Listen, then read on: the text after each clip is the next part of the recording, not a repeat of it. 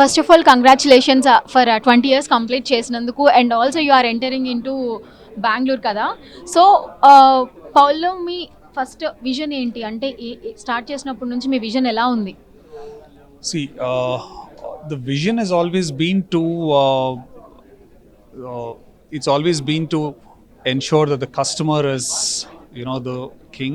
Give the best product to the customer. That's always been our vision. We want a very satisfied customer from the onset. That was always our thought process behind every project we execute. We try to better and give better amenities, uh, more convenience to the customer in the community they live. And మార్కెట్లో మీ USP ఎలా ఉంటుంది? See, when we talk about USP, see, every project demands a certain requirement. ప్రతి ప్రాజెక్ట్లో ఆ లొకేషన్ని బట్టి దానికి అంటే ఆ కస్టమర్స్కి ఎటువంటి కన్వీనియంట్ ఫెసిలిటీస్ మనం ప్రొవైడ్ చేయగలుగుతాం, amenities, best amenities to meet the requirements, vicinity of the project to the social infrastructure, అంటే స్కూల్స్ కానివ్వండి, హాస్పిటల్స్ కానివ్వండి, రెస్టారెంట్స్ కానివ్వండి, ఎంటర్టైన్మెంట్ జోన్స్ కానివ్వండి. సో ఏది వాళ్ళకు అవసరమైన ఫెసిలిటీస్ అన్నీ లేని ఫెసిలిటీస్ని మనం సమకూర్చడం, ఫిట్నెస్ పరంగా కానీ స్పోర్ట్స్ పరంగా కానీ what best can be done అనేది ఆలోచించి ప్రతి ప్రాజెక్ట్లో వి ఎగ్జిక్యూట్ దోస్ ప్రాజెక్ట్స్ అకార్డింగ్లీ అన్నమాట. మోస్ట్లీ మీరు లగ్జరీ మీదనే ఎందుకు ఫోకస్ ఎక్కువ చేశారు? పూర్తిగా లగ్జరీ అని కాదు, మేము మిడ్ బడ్జెట్ ప్రాజెక్ట్స్ చేశాము, లగ్జరీ ప్రాజెక్ట్స్ చేశాము.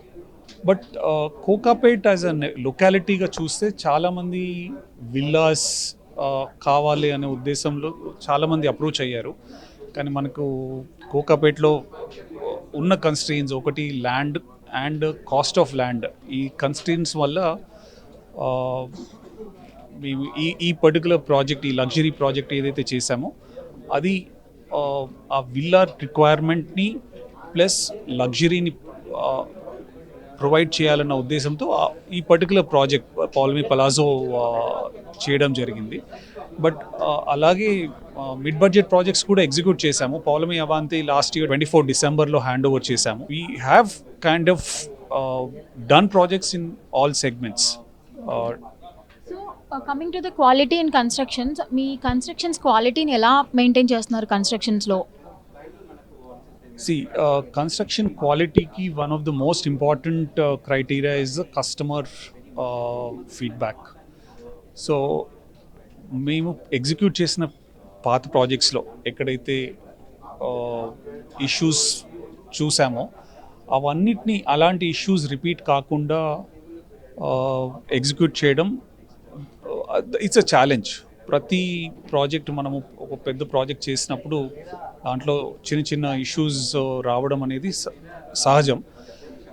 కాకపోతే టీమ్స్ని అంటే మా ఎగ్జిక్యూషన్ టీమ్స్లో we have separate teams to evaluate, అంటే టైం టు టైం ప్రాజెక్ట్ ఎగ్జిక్యూషన్లో మనకు ప్రతిదీ ప్రాపర్గా చెక్స్ బ్యాలెన్సెస్ చేయడం. సో దానివల్ల we try to ensure the quality is maintained, and ఏవైనా చిన్న ఇష్యూస్ ఉన్నా కూడా at the time of hand over కస్టమర్స్కి ఏవైనా ఇష్యూస్ వచ్చినా కూడా అవన్నిటినీ మళ్ళీ ఇమీడియట్గా రిపేర్స్ చేయడం కానీ వాటిని అడ్రస్ చేసి కస్టమర్కి సాటిస్ఫాక్షన్ చాలా ఇంపార్టెంట్. సో ఆ దిశగా మేము మా ప్రాజెక్ట్స్లో జాగ్రత్తలు తీసుకుంటామండి. అండ్ ఆల్రెడీ మీరు చెప్పేశారు హ్యాండ్ ఓవర్ ఇచ్చే ముందే మీరు మొత్తం క్వాలిటీ చెక్ చేస్తామని. సో ఇప్పుడు మీరు యూజ్ చేసే సిమెంట్ కావచ్చు, స్టీల్ కావచ్చు, ఏదైనా అది స్టాండర్డ్స్ ఎలా మెయింటైన్ చేస్తున్నారు? బేసికల్గా మన ఒక ప్రాజెక్ట్ ఎగ్జిక్యూట్ చేసినప్పుడు మెటీరియల్ ఏదైతే ఉంటుందో రా మెటీరియల్ వీటి మీద డిపెండ్ అయ్యేది ఎలా అంటే స్ట్రక్చరల్ స్టెబిలిటీకి అనుగుణంగా బేసికల్గా స్ట్రక్చరల్ కన్సల్టెంట్ వాళ్ళు ఇచ్చే మెటీరియల్ రిక్వైర్మెంట్స్ ఏవైతే ఉంటాయో, స్ట్రెంగ్త్ ఆఫ్ స్టీల్ కానివ్వండి, కాంక్రీట్ అగ్రిగేట్స్ ఏవైతే యూస్ చేయాలో, ఎలాంటి స్ట్రెంగ్త్ రిలేటెడ్ కాంక్రీట్ యూస్ చేయాలి, ఆ బేసిస్ మీద మేము సెలెక్ట్ చేస్తాం. బేసికలీ ఇది చాయిస్ అనేది అంటే డిఫరెంట్ కంపెనీస్ ఆఫర్ అంటే డిఫరెంట్ ఇది, కానీ దానికి స్ట్రెంగ్త్ రిలేటెడ్గా ఏదైతే రిక్వైర్మెంట్ ఉంటుందో ఆ మెటీరియల్స్ యూస్ చేయాల్సి ఉంటుంది, అవే యూస్ చేస్తామండి. ఎందుకంటే stability of the structure is చాలా ఇంపార్టెంట్ కాబట్టి దానికి అనుగుణంగా ఏవైతే కావాలో అవే యూస్ చేస్తాం. ఎమ్యూనిటీస్లో లేటెస్ట్గా యాడ్ ఆన్ చేసిన ఏమైనా ఉన్నాయా ఎమ్యూనిటీస్కి సంబంధించి? ఎమ్యూనిటీస్లో లేటెస్ట్గా అంటే ఇప్పుడు ఫర్ ఎగ్జాంపుల్ మేము చేస్తున్న ఇప్పుడు లగ్జరీ ప్రాజెక్ట్ ఏదైతే ఉందో దాంట్లో నేను చెప్పాను మీకు ఇంతకుముందు, విల్లా కల్చర్ అంటే విల్లాస్లో ఆ ఓపెన్నెస్ కావాలి అని ఇది చూస్తారు. సో ఈ పర్టికులర్ ప్రాజెక్ట్లో ఏం చేసామంటే మేము డబుల్ హైట్ బాల్కనీస్ చేసాం. అంటే ఆల్మోస్ట్ 24 feet హైట్ బాల్కనీస్ ఉంటాయి. ఈ ఆ బాల్కనీలోకి వెళ్తే కంప్లీట్ మీరు ఒక విల్లా ముందు ఓపెన్ రోడ్ పైన ఉన్నట్టు దట్ ఆ ఫీల్ వస్తుంది. So that is the kind of facilities or the amenities and the features that we provide in the projects. So ఆర్ఓఐని ఎలా ఎక్స్పెక్ట్ చేయొచ్చు? Sir, రిటర్న్ ఆఫ్ ఇన్వెస్ట్మెంట్ మీ దాంట్లో ఒకవేళ ఇన్వెస్ట్ చేస్తే మళ్ళీ అది మనం తిరిగి ఎలా పొందొచ్చు అనేది ఒకటి ఉంటుంది కదా, అంటే వీళ్ళ దగ్గర బై చేస్తే ఎలా ఉంటుంది అని. రిటర్న్ ఆఫ్ ఇన్వెస్ట్మెంట్ మీకు చెప్పాలి అంటే depending on the stage of investment మనకు రిటర్న్ ఆఫ్ ఇన్వెస్ట్మెంట్ అనేది ఇదవుతుంది. మన దగ్గర ఇన్ఫ్యాక్ట్ మా ప్రాజెక్ట్స్లో ఆల్మోస్ట్ 50% ఆఫ్ మా అపార్ట్మెంట్స్ ఏవైతే మేము సేల్ చేశామో దాంట్లో చాలామంది ఇన్వెస్టర్స్ కానీ ఇన్వెస్ట్ చేశారు. దేవ్ రీప్డ్ గుడ్ బెనిఫిట్స్ అండి. సమ్ ఆఫ్ దెమ్ హ్యావ్ అంటే ఒక 3-year పీరియడ్లో they have doubled their return on their investment. So it again depends at which stage you are investing and what you are looking at in terms of the return anedi. But definitely as a product that we offer, returns are definitely a positive there is and never a situation where customer loses money investing in our projects. So ఇది basically విల్లాస్కి సంబంధించింది కదా, apartments also ఉందా? So మీది pricing ఎలా ఉంటుంది? Apartments కావచ్చు, Vilas square yard ఎంత, square feet ఎంత ఉండొచ్చు? బేసికలీ ప్రైజింగ్ అనేది స్క్వేర్ ఫీట్ పైనే ఉంటుందండి. అది ప్రాజెక్ట్ కాస్ట్ని బట్టి డిసైడ్ అవుతుంది.